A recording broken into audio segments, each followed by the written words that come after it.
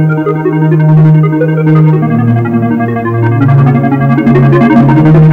no se podía pasar por las armas a los enemigos de la democracia, había que intentar una enorme presión internacional para pasarlos por las urnas. Así nació Esquipulas. Contra Managua, contra Washington, contra Noriega, contra la guerrilla salvadoreña, contra una oposición nicaragüense que empezó a ver a Arias como un inexplicable traidor, y hasta contra el criterio de la mayoría de los costarricenses que comenzaban a pensar que su presidente era un hombre ingenuo capaz de creer que los sandinistas podían ser llevados a un proceso electoral limpio y sin fraude. Dentro de pocas semanas, cuando abandone su sobria oficina y guarde sus pertenencias en el maletín, tal vez nadie recuerde ni advierta que ese hombre, ligeramente cargado de hombros que sale por la puerta, no solo derrotó a los sandinistas sin disparar un tiro, sino que también derrotó a Washington, y con esa victoria impidió que su país se convirtiera en un espantoso matadero. Nunca se me olvida que en una ocasión, en una reunión de profesores universitarios y estudiantes, cuando un periodista le preguntó a John Maynard Keynes, el gran economista de la teoría general, que si él recordaba una época más dura, más cruel, más difícil que la que estaba viviendo el mundo con la Gran Depresión. Y Keynes le dijo al periodista que sí recordaba, que era la Edad Media. Yo recuerdo haberle dicho a los estudiantes y profesores que para mí la década que estábamos viviendo en aquel momento, los 80s, eran la Edad Media para los centroamericanos. Fue la década que vio salir entre 2 y 3 millones de centroamericanos por falta de libertad, porque no podían satisfacer las condiciones más elementales de sus familiares, porque los niños siempre andaban con un estómago vacío. Y entonces fueron a tocar las puertas de países hermanos, y aquí a Costa Rica llegaron por lo menos 250,000 centroamericanos. Los pueblos centroamericanos, con excepción de Costa Rica, por lo menos en la segunda parte de la década de los 80s, se hicieron más y más pobres. Y si hoy Costa Rica es un ejemplo para el mundo, porque ha logrado por lo menos en los últimos 6 años tener un crecimiento promedio de un 5%, es porque en aquel momento tuvimos la visión y el coraje, el valor necesario para decir que no cuando se nos quería imponer el que Costa Rica prestara su territorio para establecer aquí un ejército de 12,000 hombres. Fueron momentos muy difíciles, amigo periodista, muy difíciles, muy tristes, muy dolorosos, porque viví un poco la soledad de ser vanguardia, la soledad que significa discrepar a veces con un pueblo, porque nunca entendió el costarricense en esos momentos que lo que yo estaba haciendo era lo correcto. Y en parte no lo entendió porque estaba condicionado por una prensa costarricense, una gran mayoría de la prensa costarricense que le había hecho creer fundamentalmente 2 cosas, amigo periodista: que por dedicarme a buscar la paz para Centroamérica yo estaba abandonando los problemas internos de nuestro pueblo, y que por otro lado, al atreverme a discrepar con el presidente Ronald Reagan, estaba asumiendo una actitud casi que antipatriótica, porque ¿cómo me atrevía yo?, se preguntaban, a no satisfacer los deseos o los caprichos del presidente Reagan, siendo los Estados Unidos nuestro mejor amigo y el que de alguna manera nos estaba dando una ayuda muy generosa, nos estaba permitiendo comer. A mí me costó mucho educar al pueblo costarricense, pero me lo propuse, porque siempre he creído que gobernar es educar. Me costó mucho hacerle ver a ese pueblo que las 2 cosas eran falsas.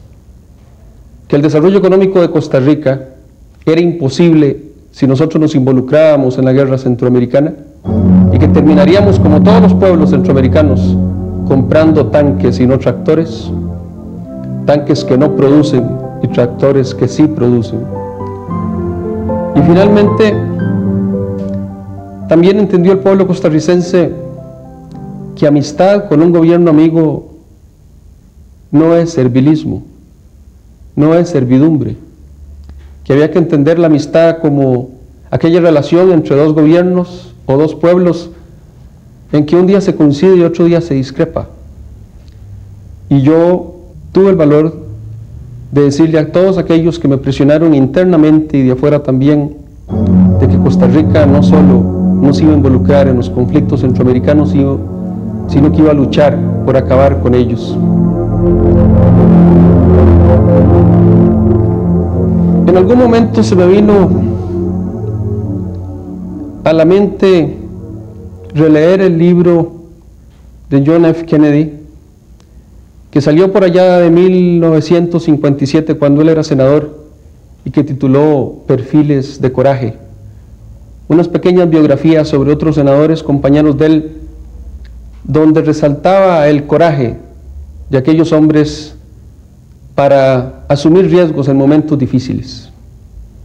Yo releí el libro de John F. Kennedy y realmente me armé de coraje, me armé de valor para redactar un plan que le pusiera fin a la guerra, a la violencia, que pudiéramos enterrar algún día las ametralladoras en Centroamérica. Y por supuesto que no fue nada fácil.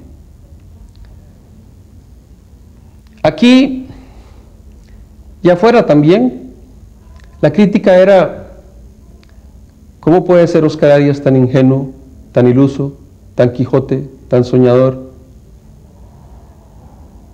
tan poco realista, como para no poner los pies en el suelo y darse cuenta que a un gobierno marxista, porque así se había declarado, amigo periodista, el gobierno sandinista, no se le saca del poder sino por la guerra, por la violencia, por la fuerza? Y mi respuesta siempre era a periodistas, a políticos, a senadores, a congresistas, a todo el mundo: tiene que haber una primera vez. Y entonces en diciembre de 1987 comencé a pensar en redactar un plan de paz. Yo recuerdo que cuando fuimos a Guatemala por primera vez, dije que yo no era responsable de mis sueños y que realmente quería poner lo mejor de mi voluntad, de mi capacidad de persuasión, para cambiar un destino centroamericano de guerra y desolación por una Centroamérica de esperanza y de vida. Y todo el mundo me decía: nadie va a firmar. Mentira, que puede firmar El Salvador a la par de Nicaragua, porque ya se conocían que habían posiciones muy distintas entre los dos gobiernos. Y en la madrugada yo le dije a mis colegas: si salimos de este cuarto no vamos a firmar, hagámoslo ahora. Y firmamos los 5 presidentes. Fue una sorpresa para el mundo, y porque el mundo vio con simpatía los esfuerzos de mi gobierno por silenciar las armas y por propiciar el diálogo para que fuera mediante las conversaciones como gente civilizada que resolviéramos los conflictos, le dieron a mi país el Premio Nobel de la Paz. No porque hubiéramos alcanzado la paz, sino para señalarle al mundo que estábamos haciendo las cosas bien, que estábamos caminando por el sendero correcto. Y después lo que se me decía era: ¿cómo puede ser usted tan ingenuo de pensar que el gobierno sandinista va a cumplir? Yo les decía: bueno, lo que tenemos que romper es esa desconfianza.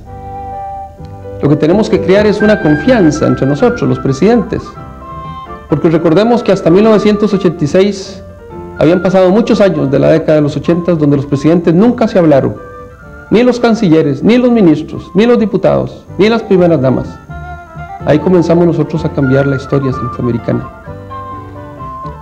Y entonces, cuando tenían que venir las elecciones, dijeron: bueno, mentira que Nicaragua va a hacer elecciones. y las hizo. Y cuando venían las elecciones dijeron, mentira que esas elecciones van a ser libres y honestas. Y lo fueron. Las más libres y las más honestas en toda la historia nicaragüense. Y cuando triunfó la oposición, todos aquellos que me han criticado durante estos 4 años dijeron, mentira que va a entregar el poder Ortega. Y yo voy a ir, y el público costarricense y el mundo entero va a contemplar cómo el 25 de abril todos vamos a presenciar cómo Daniel Ortega le traslada la banda a Violeta Chamorro. Realmente, contra todos los pronósticos, poco a poco hemos ido sacando adelante la paz y la democracia en Centroamérica. Y ahora en esta última reunión, yo me siento tan feliz al concluir hoy esta reunión, de darme cuenta de que lo primero que decidimos fue quememos las armas que entrega la contra de las Naciones Unidas.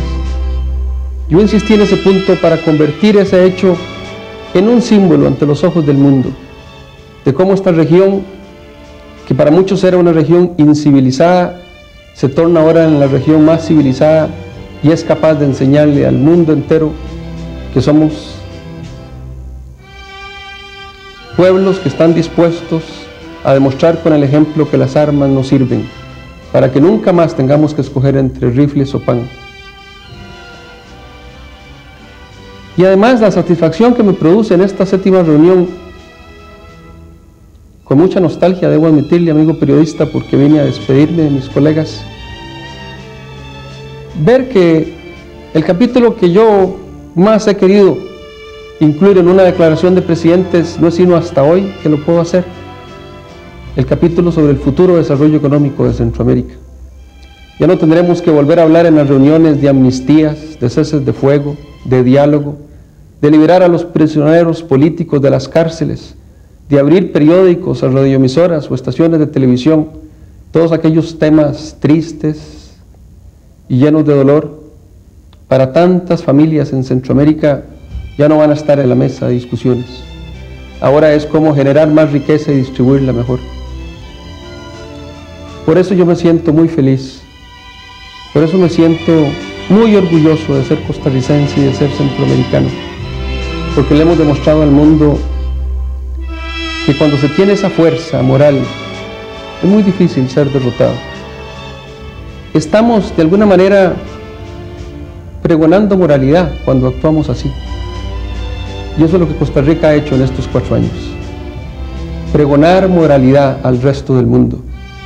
Y por eso es que el embajador de Brasil aquí en Costa Rica me dijo, mire presidente, ustedes no son una potencia económica, tampoco son una potencia militar, pero usted ha convertido a su país en una potencia moral.